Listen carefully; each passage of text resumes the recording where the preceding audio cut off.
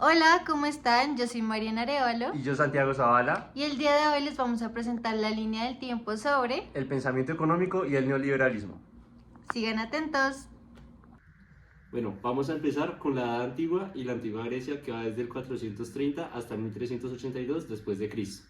En esta etapa la economía se entendía como un pensamiento filosófico y los pensadores de esta época sentaban las bases de la economía en la justicia, la igualdad social y las bases éticas del mercado. Bueno, el primer autor que tenemos es Jenofonte. Este pensador económico definió las bases de la economía como la distribución y la organización de las labores del hogar. Él sentaba las bases en lo que era la justicia social y generar excedentes para distribuir mejor los ingresos en la sociedad. Nuestro segundo autor es Platón, el cual propone un estado rígido, social y estático en el cual la especialización es necesaria para la regulación de todos los ingresos económicos, en el cual él explica que el Estado debe intervenir para distribuir correctamente los ingresos según principios matemáticos. Ahora continuamos con Aristóteles, el cual nos hace una diferencia entre valor de uso y valor de cambio. Nos introduce en la justicia correctiva, la cual nos habla de equidad en los intercambios, y la justicia distributiva, el cual nos habla entre la distribución e igualdad de propiedad e ingresos. Esto nos explica que la producción debe servir al consumo, más no al mercado. Bueno, también tenemos a Santo Tomás de Aquino, que nos habla como la propiedad privada siendo muy útil para la humanidad. Él nos habla de un precio justo, haciendo referencia entre un equilibrio que debe existir entre las necesidades y el bienestar social. Él también reflexiona sobre los intereses en préstamos, haciendo diferencia entre la usura y la utilidad productiva. También tenemos a Nicolás de Oresme, que aporta a la teoría del valor del dinero, anticipando la ley de Gresham. Esta implica que la moneda mala desplaza a la buena. También introduce el concepto de demanda efectiva, relacionando necesidades con poder adquisitivo. Ahora llegamos a la economía preclásica, de 1571 a 1776. Aquí surgió el mercantilismo. Esto quiere decir que se ve la riqueza como la acumulación de metales y también el comercio exterior. Aparecieron las primeras teorías sobre el papel del Estado, el trabajo, la tierra y el dinero en la economía. Empezamos con Thomas More.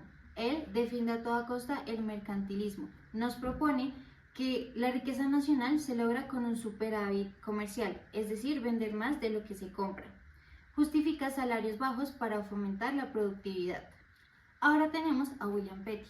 Él relaciona el trabajo y la tierra como fuentes de riqueza y además nos introduce la medición económica y define el dinero como valor, medio de intercambio y depósito de riqueza. Seguimos con Bernard Mandelbrot. Él lo que hace es plantear el egoísmo individual para generar un bien colectivo. Esto quiere decir que es como algo previo a la mano invisible de Smith. Además, defiende la división del trabajo y cuestiona muchísimo la intervención estatal dentro de la economía. Y por último, en esta época tenemos a David Hume. Él critica mucho el mercantilismo y desarrolla la teoría cuantitativa del dinero. Afirma que la propiedad privada es muy útil en contextos de escasez y que el libre comercio tiene límites estructurales. Ahora continuamos con la economía clásica, que va desde 1723 a 1873. Esta economía consolida sus principios fundamentales, como lo que es el valor del trabajo, la distribución del mismo, la libertad económica y el análisis de producción y la distribución del comercio internacional. Como primer autor tenemos a Adam Smith, que es el padre de la economía clásica. Él defiende su teoría del valor en el trabajo, la división del trabajo como motor de productividad y de riqueza, y cómo el Estado debe permitir el libre desarrollo individual. Ahora por este lado tenemos a Jeremy Bentham, el creador del utilitarismo, el cual nos explica que las acciones deben buscar la mayor felicidad para el mayor número de personas, introduciendo el cálculo moral de los placeres y las penas. También Thomas Malthus nos advierte que los alimentos no crecen tan rápido como la población. Asegura que para evitar una crisis debemos controlar la tasa de natalidad y aumentar la tasa de mortalidad. También ya incluye una teoría sobre los precios y el valor. Ahora bien, David Ricardo, otro pensador, desarrolla más a fondo la teoría del valor y la renta de la tierra. Él es quien propone la ventaja comparativa en el comercio internacional y analiza más a fondo la distribución de ingresos entre las diferencias de clases. Y finalmente tenemos a John Stuart Mill, quien modifica el utilitarismo de venta, defendiendo la libertad como base del desarrollo humano y alegando que la felicidad individual es clave para alcanzar la felicidad colectiva. Ahora llegamos a la época de los neoclásicos y los neoricardianos.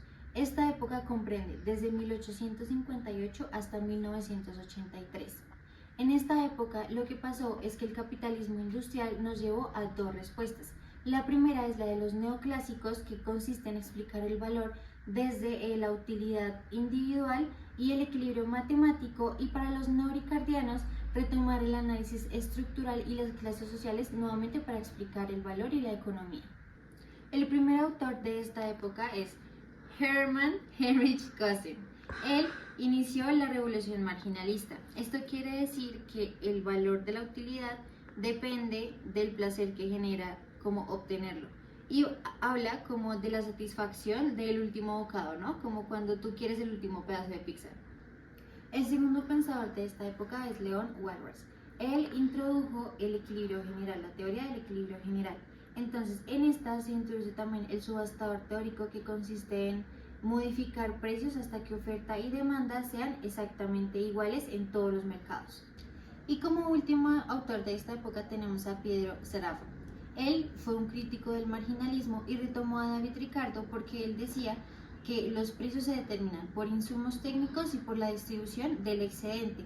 Además, rechazó la utilidad como base del valor.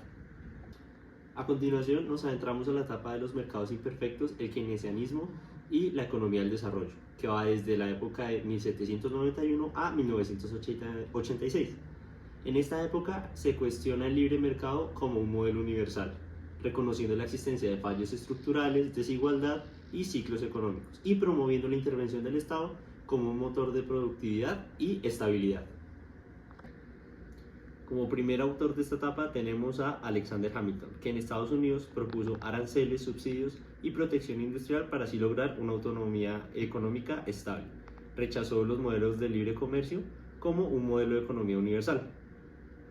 Como segundo autor tenemos a Simón Bolívar, que en América Latina defendió la industria nacional, la justicia económica y el uso del suelo del Estado para construir infraestructura y proponer una soberanía productiva. Como tercer autor tenemos a Friedrich List, quien critica el modelo universal y alega que todos los países deben proteger primero su industria interna antes de abrirse al mercado global, denunciando así la patada de la escalera de las potencias. Entendiendo la patada de la escalera como una metáfora para referirnos a una estrategia que use un país o una empresa que haya avanzado en la economía y que busque impedir que otros países alcancen el mismo nivel siguiendo la misma escalera económica. Así también nos encontramos con John Maynard Keynes, que tras la Gran Depresión nos afirma que el mercado no se autorregula, esto con el fin de introducir la demanda efectiva como motor de crecimiento y proponiendo la intervención del Estado para garantizar así el empleo y la inversión. Tenemos a Raoul Prebisch, quien desde América Latina desarrolla la teoría del estructuralismo, propone liberarnos de la dependencia comercial centro-periferia a través de la industrialización y la planificación estatal. 2, 3. Y llegamos al punto final de esta línea del tiempo, que es el neoliberalismo. Vamos a ver qué es lo que pasó en esta época, que está entre los años 70 y los años 80. Principalmente, el neoliberalismo promueve la reducción del Estado, la desregulación y el libre mercado como solución a la crisis. Fue influenciado por Friedman y Hayek, y también se aplica en gobiernos como los de Thatcher y Reagan. Bueno, como primer autor tenemos a Milton Friedman. Él es el líder del monetarismo.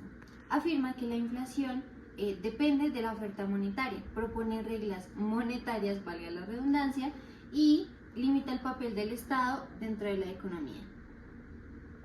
Y como segundo autor tenemos a Friedrich von Hayek. Él defiende el orden espontáneo del mercado, critica mucho el intervencionismo estatal y promueve la libertad económica como base del desarrollo. A continuación les voy a comentar cómo es la aplicación política en los gobiernos de Thatcher y Reagan. Las ideas de Friedman y de Hayek se introdujeron como reformas neoliberales que, como les decía, habla de privatizaciones, mínima intervención estatal y reducción del Estado pues frente a la economía básicamente. Así el neoliberalismo se convierte en un modelo dominante en el occidente.